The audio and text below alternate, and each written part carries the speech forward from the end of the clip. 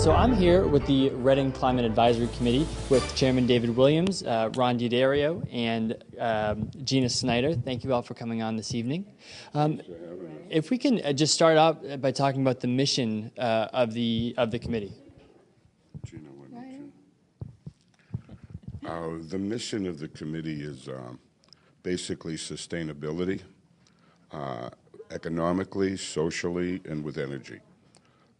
Our goal really is to make the town much more energy efficient. We're looking for conservation of energy, and outside of energy, for conservation of our resources. So environmental stewardship.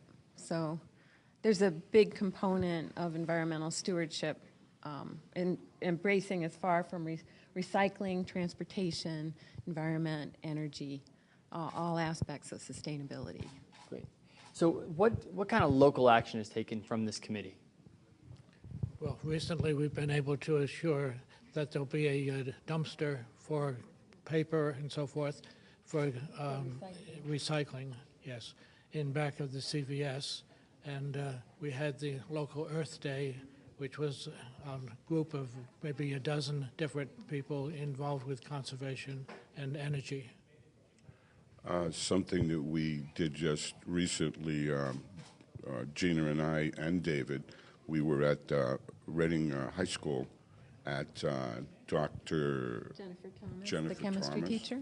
And we did a PowerPoint to her chemistry classes on alternative forms of energy in regards to transportation. So our outreach is to the community. We try not only for adults, but for the kids as well. That's great. Now, if someone wanted to get involved within this committee and jump on, how would someone go about doing so?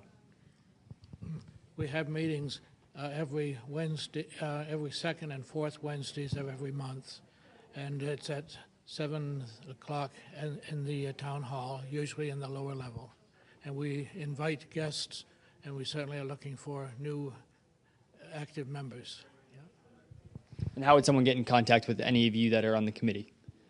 Well, we have an email account, Reading Mass CCP for Cities for Climate Protection at hotmail.com. So Reading Mass CCP, Cities for Climate Protection is what that stands for, at hotmail.com. We actually started out as a Cities for Climate Protection community, and it was a program that Reading enrolled in, and we went through a several-step process to evaluate where are the greenhouse gas emissions in everything that happens in Reading, from transportation to solid waste to municipal, residential, commercial buildings. And that was evaluated through a software program offered by the Cities for Climate Protection. And it found that transportation is the biggest source of emissions for Reading.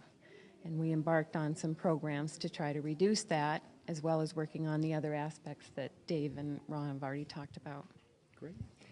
So what's next? One good thing is worth mentioning, and Gina's on it right now, we're working with the Reading Municipal Light Department doing community shared solar, which is actually, the hope is to bring in a solar array to the town in which people could actually buy a portion of that solar array, and that way they would be able to actually be using solar energy in a sense. Sure.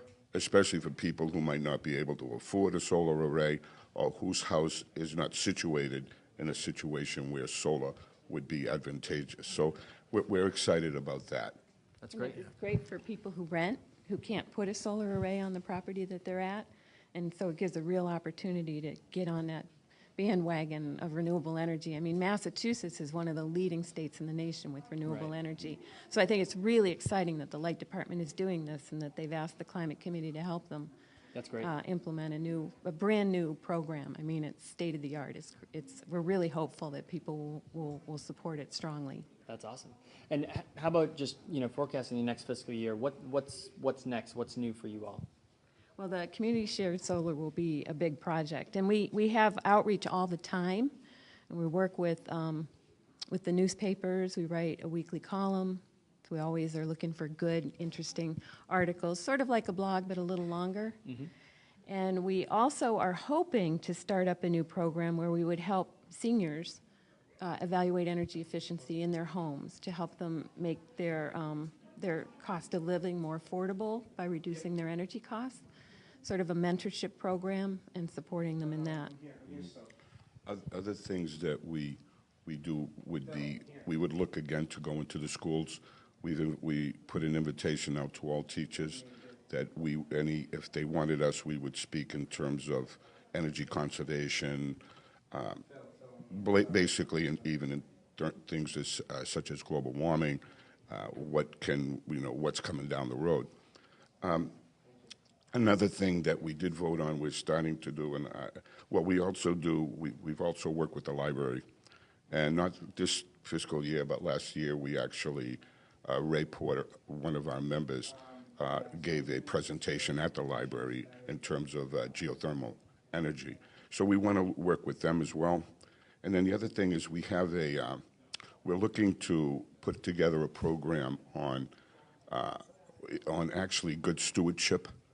And we'd like to make that, it'd be kind of like a PowerPoint available to local churches and civic groups who might be interested in hearing about the issue. So we're looking at that way to spread the word a bit more. Sure. We also have a island which we're looking to have sustainable garden, one other item. Adopting an island. Under the Garden Club Adopt an Island program. Awesome. Well, thank you all very much for coming on this evening. There's one thing I want to add, if I could. Go right ahead. Look, for many of you, you're looking at, what's happening in a sense in the world and in terms of perhaps our climate changing. And you might be wondering about, what can you do? And sometimes we think about the huge things. What can you do in big meetings, climate meetings coming up internationally? And it's hard for us individuals to do anything and at that scale.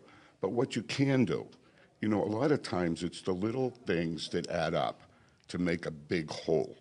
So what we're doing, and if you're worried about the future, rather than just sitting on it, what you could do is join the climate committee.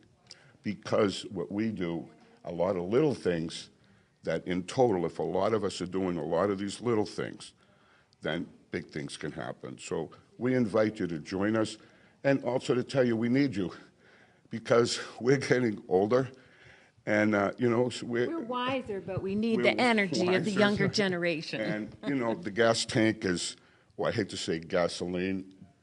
We need to shift to solar. We all know that, but the gas tank's running low. So, if you would like to join us, we could use your help, and you could make a difference. Great. Awesome. Well, thank you. Thank you all for coming on the program this evening.